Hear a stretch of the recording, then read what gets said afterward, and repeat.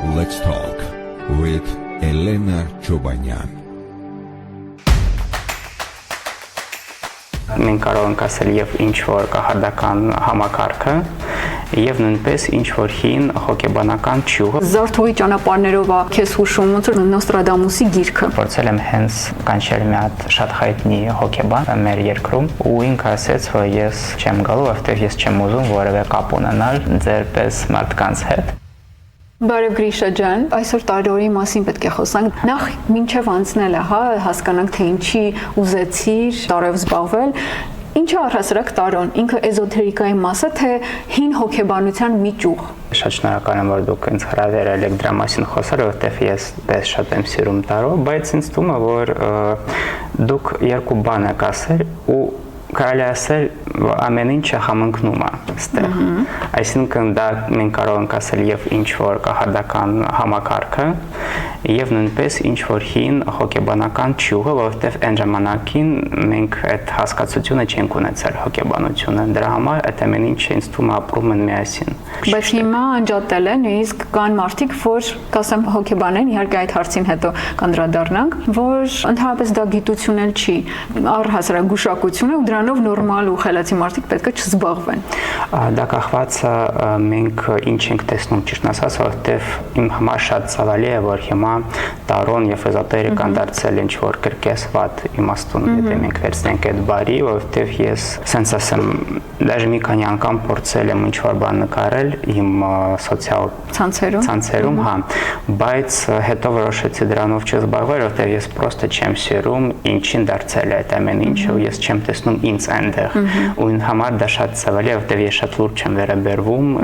այս կարտերը ինձ օգնել են կյանքում հասնել ինչ որ իմ նպատակներին կամ ավելի խոր ինձ հասկանալ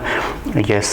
տենց բաները անում եմ հենց մարդկանց համար ու իհարկե իմ համար շատ ցավալի է որ լուրջ մարդիկ սարքել են ինչ որ կրկես ամեն ինչ հիմա մի քիչ հետ գնանք ու պատմես շատ կարճ ինչի որոշեցիր տարով զբաղվել սկսած դրանով որ եղել է կովիդը մարդիկ ապրել են կրիզիսի մեջ ու տարոն դարձել է շատ պոպուլար բան իմ շատ մոտիկ ընկերուհի սկսել է դրանով զբաղվել ես այն ժամանակ ունեցել եմ Wildberries-ում account ինքը ինձ ասաց կարող ես ինձ համար կարտերը այնտեղ պատվերես ես պատվերել եմ ստացել եմ այդ կարտերը դե ինքը ասաց լավ դեր մենք միասին ես փորձեմ ինչ որ բան նայել գուշակել նստենք զրուցենք կարտերը ես բերել եմ նա սկսել այդ ամեն ինչը տեղադրել սեղանի վրա բայց ինքը չի իմացել նշանակությունները ու սկսել այդ ամեն ինչը կարտալ որտեղ հատուկ ինչ որ գրքույկ միշտ կա ես նայեցի մի քանի անգամ կարտերին ու ես հասկացել եմ որ ես ինչ որ ինֆորմացիա ստանում եմ ու ես սկսել եմ այդ ամեն ինչը ասել ու հետո բարձրացավ որ այդ ամեն ինչը համընկնել է այն ամեն ինչի հետ ինչ գրված է այդ գրքույկի մեջ ու ես հասկացել եմ որ կարող է իմ մոտ ինչ որ կա այդ տաղանդը sense ասեմ ես որոշել եմ իմ համար նույնպես մի բան պատվերել կարտերը սկսել եմ տանը այդ ամեն ինչը դասավորել հասկացել եմ որ աշխատում է որ ես երոք ինչ որ բան ստանում եմ սկսել եմ ինչ որ ցանոթ մարդկանց մի բան պատմել ու տենց գնաց այդ առաջ քանի տարեկանից ես արդեն եղել եմ երևի 22-23 բավականին մեծ ես մտածում եմ 7 տարեկան հա ես նույնպես օրինակ շատ փոքր ժամանակներից սկսել եմ ինչ որ բան զգալ հետո ինձ մաման պատմեց որ մեր արմատներում մենք ունեցել ենք մարդիկ ովքեր ինչ որ կապ ունեցել են sense ասեմ այդ հոգիների աշխարհի հետ դուք երևի գիտեք որ հին սլավոնական մշակույթի մեջ այդ կապը կա նրանք շատ են սիրում հավատում են իսկ իմ մաման ռուս է դրա համար այդ ես ունեմ sense ասեմ այդ ամեն ինչը իմ արյան մեջ ու սկսել եմ փոքր վաղտվանից ինչ որ բան զգալ կանխատեսել ինչ որ հետաքրքիր երազներն եմ տեսել բայց իրոք շատ եմ վախեցել ու որոշեցի դրանով հեռու մնալ իսկ երբ այդ ամեն ինչը դարձավ պոպուլյար ու ես հասկացել եմ որ դա դու կարող ես օգտագործել որպես ինչ որ օգտակար բան եւ քո համար որտեվ ես նույնպես այն ժամանակ մի հատ sense կրիզիսային եղել եմ կետում որովհետեւ հա 20-ից հետո կա չէ այդ հատվածը երբ դու սկսում ես ավելի շատ մտածել ինչով դու պետք է զբաղվես ոնց պետք է ապրես լիքը հարցեր ես ունենում այս ժամանակին ու այդ կարտերը եւ ինձ են օգնել եւ ես որոշեցի որ ես կարամ իդեպ ինչ որ փող աշխատել բայց եթե հասարակության կողմից քարկոծված չլինի տվյալ անձը, որովհետև շատ անգամ իրանք փոքրիկ մի անկյունում են թաքնվում, հա, իրենց գործունեությունը իրականացնում, որպեսզի չքննադատվեն հասարակության կողմից, որտեղ շատ կարծրատիպեր կան։ Իդեպ հոգեբանները ասում են, որ ընդհանրապես իրականության հետ կապ չունի տարոն, ընդհանրապես ինքը չի ազդում, դա զուտ պլացեբո էֆեկտ է։ Հենց էզոթերիկայի բոլոր մնացած ճյուղերը, նումերոլոգիան եւ ոչ միայն։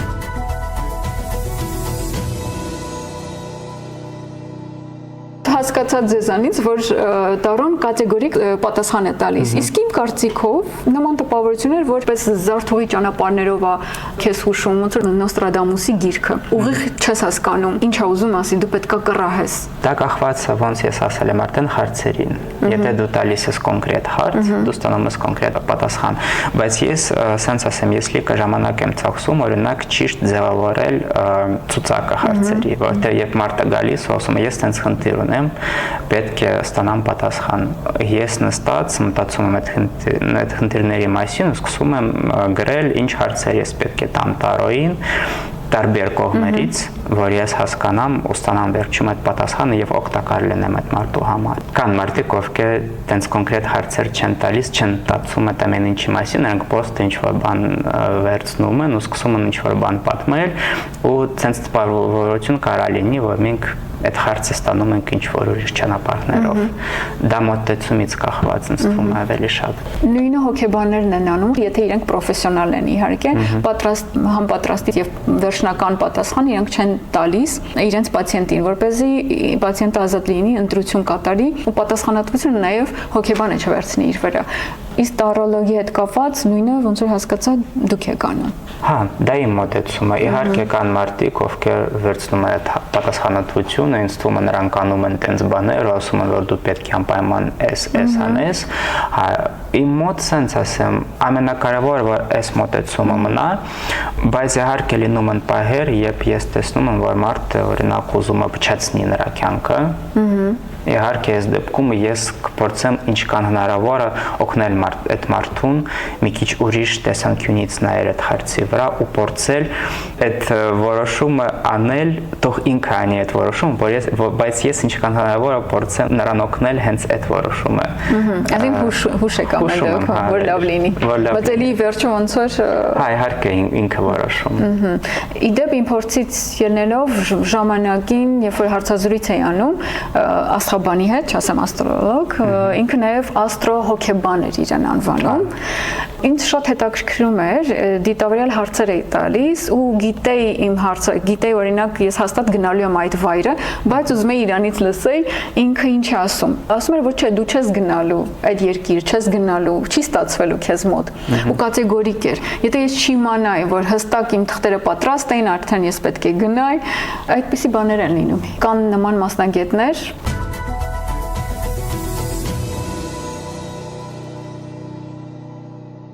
որևէ կոնֆլիկտ ունեցել եք հոգեբանի հետ կամ քննադատվել եք, որ լուրջ խնդիր ա եղել։ Ես երբեք խնդիրներ չեմ ունեցել, կոնֆլիկտ չեմ ունեցել։ Ես ունեմ մարդիկ, ովքեր սիրում են այդ ամեն ինչը, ասեմ հոգեբանությունը զբաղվում են դրանով, ու նրանք իմ հետ շփվում են հենց որովհետև նրանք նույնպես հետաքրքրված են այդ ամեն ինչին ու նրանց հետաքրքիր է մոտեցումը եւ այլն։ Միայն մի հատ խնդիրն եմ ունեցել, ես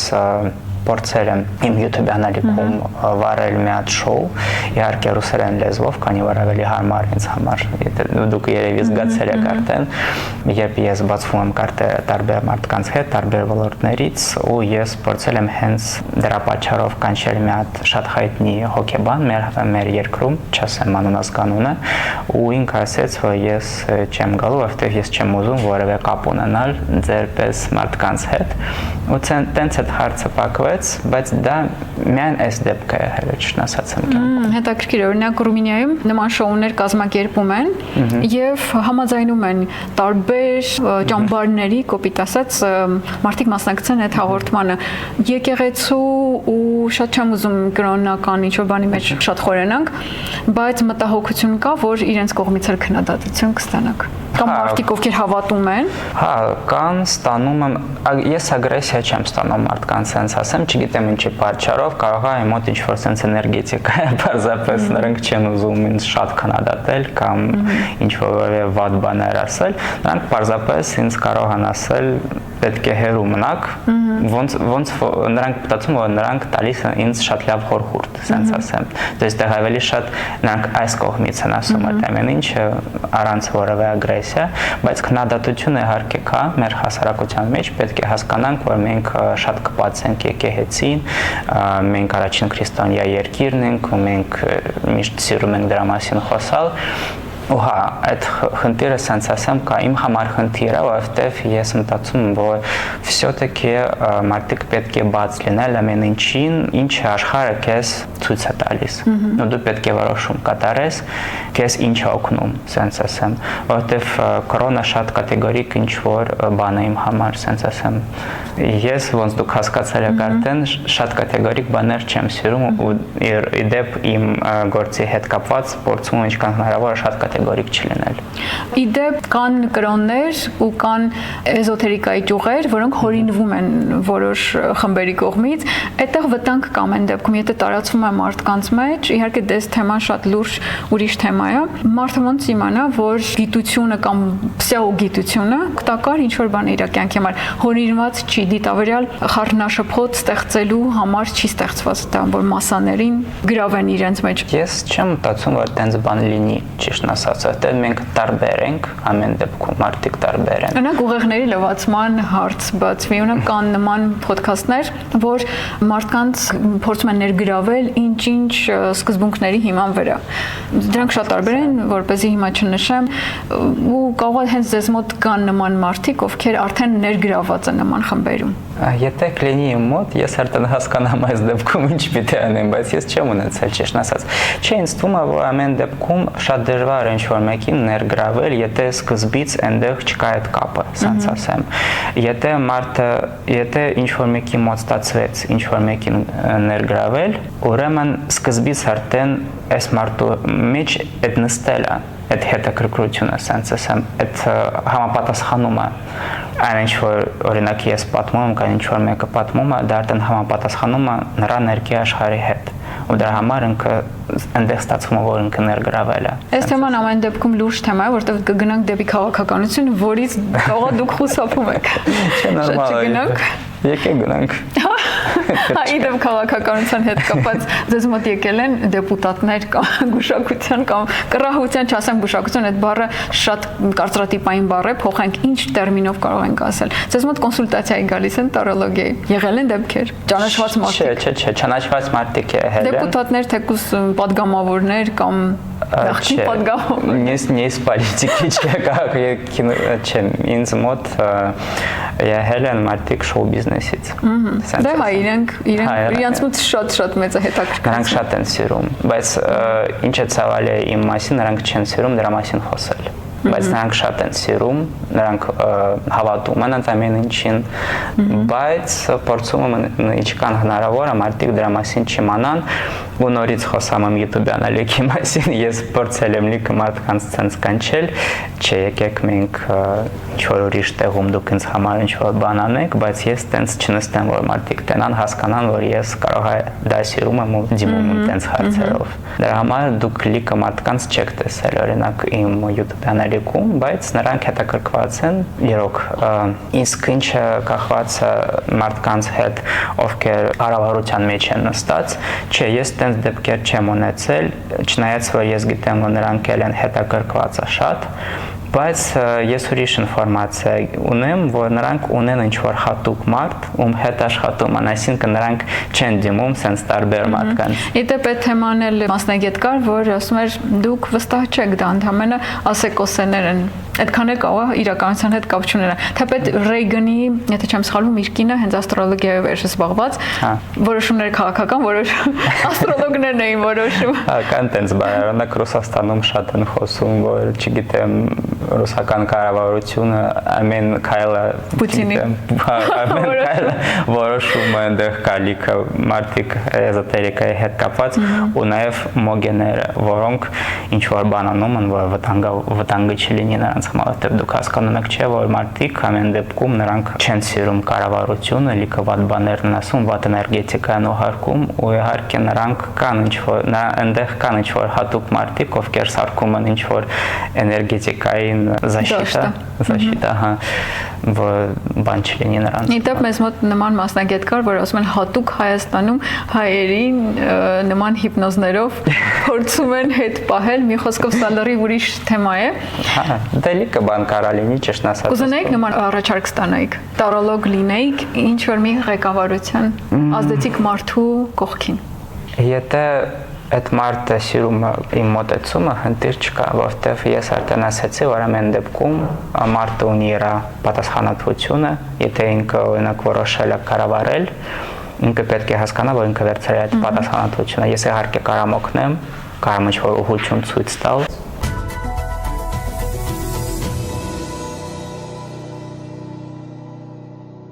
Ինչ է կանում այն դեպքում, երբ որ անձը հիասթափված գալիս է մեկ այլ մասնագետի կողմից, օրինակ աստրոլոգի, ով շատ բացասական վախենալու բաներ է ասել իրեն, ու ինքը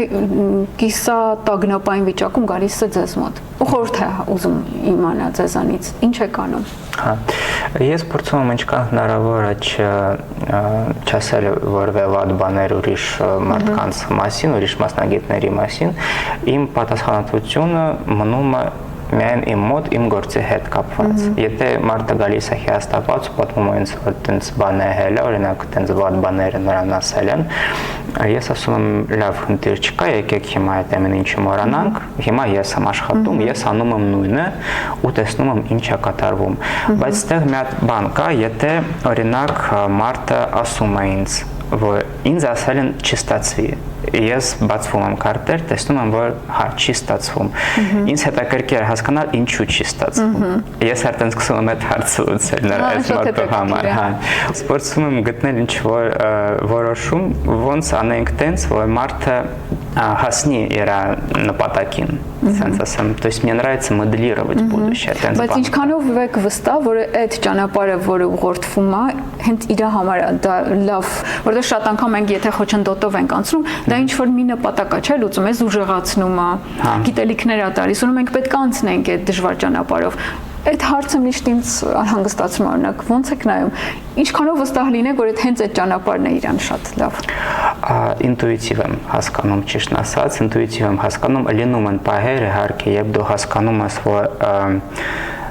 ամենակարևորը երբ չկա ինչ-որ կոնկրետ պատասխան, որտեղ կատեգորիկ պատասխան չկա, որտեղ լինում են պահեր, հա դու նայում ես կարտերին ու դու հասկանում ես, որ վիճակը սենց կոնկրետ չի, то есть она 50 на 50, 50-50, հա, ուրեմն արդեն ստեղ մենք սկսում ենք ինչ-որ какая-то дополнительная работа, то есть ինչ-որ գործ ենք սկսում անել, հարցնել, որովհետև տարոն նրանք հիմնականում շատ կատեգորիկ են, ճիշտ ասած, ու մենք պետք է տանք շատ կատեգորիկ հարցեր, որ ստանանք կատեգորիկ պատասխաններ, բայց ուզում եմ ասել, որ երբ մենք ուզում ենք ինչ-որ մեծ նկար ստանալ վերջում, то есть какая-то полнота картины, чтобы у нас была, были наши проблемы, մենք պետք է տարբեր կողմերից այդ հարցին նայենք։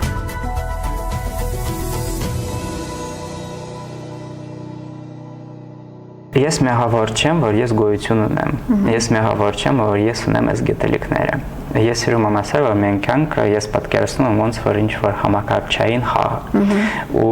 լինում են չէ պահեր, երբ դու խաղում ես ինչ-որ խաղ, այնտեղ տարբեր մակարդակներ կան, լեվելները, ու կան ինչ-որ հուշումներ։ Եթե դու չգիտես, ասենք ինչ անես, ոնց անցնես այս ճանապարհը։ Ու ինձ թվում է, որ ինպես մարդիկ նրանք այս ֆունկցիա ունեն մեր աշխարհում, որպես ինչ-որ հուշում,